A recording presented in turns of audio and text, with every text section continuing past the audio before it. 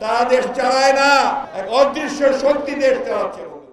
ভারতে এখন লোকসভা নির্বাচন চলছে। তৃতীয় ধাপের নির্বাচন অনুষ্ঠিত হয়ে গেছে, চতুর্থ ধাপের নির্বাচন অনুষ্ঠিত হবে আগামী 13 মে। এই নির্বাচন নিয়ে ভারতের রাজনীতিতে একটি অনিশ্চয়তা চলছে। নির্বাচনের আগে যেমনটি মনে করা হয়েছিল যে বিজেপি নিরঙ্কুশ বিজয় হবে, এমনকি ভারতের প্রধানমন্ত্রী নরেন্দ্র মোদী 400 আসনের আশা করেছিলেন, কিন্তু নির্বাচন যতই এগিয়ে যাচ্ছে ততই সে আশা ফিকে হয়ে যাচ্ছে।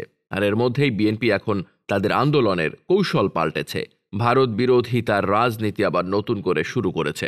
কিছুদিন আগে অবশ্য বিএনপির পক্ষ থেকে যে ভারত বিরোধী রাজনীতির সূচনা হয়েছিল, সে সময় রুহুল কবির রিজভী একটি ভারতীয় শাল গা থেকে নামিয়ে পুড়িয়ে ফেলে ভারত বিরোধী রাজনীতির সূত্রপাত করেছিলেন। তবে পরবর্তীতে বিএনপির স্থায়ী কমিটির সভায় এটি নিয়ে আলোচনা হয়েছিল এবং সে আলোচনায় সিদ্ধান্ত হয় যে বিএনপি আপাতত প্রকাশ্যে ভারত বিরোধী রাজনীতি করবে না।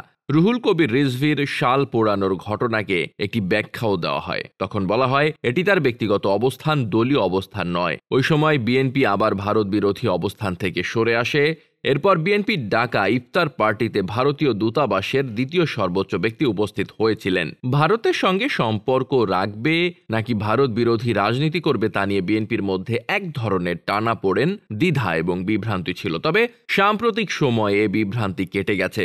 গতকাল বিএনপির পক্ষ থেকে ঢাকায় সমাবেশ করা হয়। এ সমাবেশে বিএনপির শীর্ষস্থানীয় প্রায় সকল নেতাই ভারত বিরোধিতা করেছেন। তারা দাবি করেছেন বর্তমান সরকার ভারতের সহযোগিতা নিয়ে ক্ষমতায় টিকে আছে এবং এটি তারা বেশি দিন থাকবে না। বিভিন্ন সূত্রগুলো বলছে বিএনপির এই ভারত বিরোধী অবস্থান তাদের সুনির্দিষ্ট চিন্তাধারার ফসল এবং দলগতভাবে তারা সিদ্ধান্ত নিয়েছে। একাধিক কারণে তারা ভারত বিরোধী অবস্থানে গেছে বলে জানা গেছে।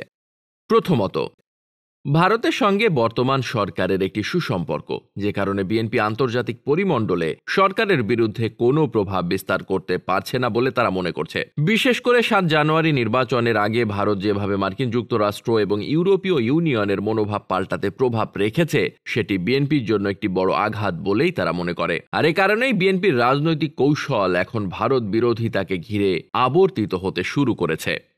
দ্বিতীয়ত, বিএনপি মনে করে যে ভারতের নির্বাচনে যে ফলাফলই হোক না কেন তাতে বাংলাদেশ নীতির কোনো পরিবর্তন হবে না। ভারতে কংগ্রেস বা ইন্ডিয়া জোট আসুক কিংবা বিজেপির নেতৃত্বের জোট আসুক না কেন, উভয় দলই বাংলাদেশের সঙ্গে সম্পর্ক এগিয়ে নিয়ে যাওয়ার একটি চেষ্টা করবে। আর এটি যদি হয় প্রধান দুটি দলের রাজনৈতিক কৌশল, তাহলে বিএনপির জন্য ভবিষ্যৎ খুব একটা সুখকর নয়। আর তাই তারা ভারতকে নিশানা করছে এবং ভারতের সমালোচনা করছে। তৃতীয়ত, বাংলাদেশে একটি ভারত বিরোধী আবহাওয়া রয়েছে। কিছু কিছু মানুষ ভারত বিরোধিতা পছন্দ করে, আর এ কারণেই রাজনীতিতে প্রায় দেউলিয়া হয়ে যাওয়া বিএনপি এখন ভারত বিরোধিতাকে পুঁজি করে এগোচ্ছে, তাতে 75 পরবর্তী রাজনীতি আবর্তিত হতো। চতুর্থত, এই অঞ্চলে ভারতের একাকিত্ব। ভারত পুরো অঞ্চলে ক্রমশ একলা হয়ে পড়ছে। মালদ্বীপ, নেপাল, ভুটান, শ্রীলঙ্কা সবগুলো প্রতিবেশী রাষ্ট্রই ভারতের নিয়ন্ত্রণের বাইরে গিয়ে চীনের দিকে ঝুঁকেছে। সেখানে যদি বিএনপি এখন ভারত বিরোধিতার রাজনীতি শুরু করে, তাহলে সেটি এই অঞ্চলে চীনের জন্য আশীর্বাদ হিসেবে দেখা দেবে এবং চীন বিএনপিকে পৃষ্ঠপোষকতা দিবে। বিশ্ব রাজনীতি চীনের প্রভাব এখন অনেক বেশি। পঞ্চমত, বিএনপির অস্তিত্ব রক্ষা। বিএনপি মনে করছে যে ভারত বিরোধিতার রাজনীতি করেই জনগণের কাছে যাওয়া যাবে, জনগণের কাছে সমর্থন আদায় করা যাবে। আর এই সমস্ত কারণে আনুষ্ঠানিকভাবে বিএনপিতে এখন ভারত বিরোধী রাজনীতির নবযাত্রা শুরু হয়েছে, যেটি গতকালের সমাবেশে স্পষ্ট হলো। Desk report, বার্তাবাজার।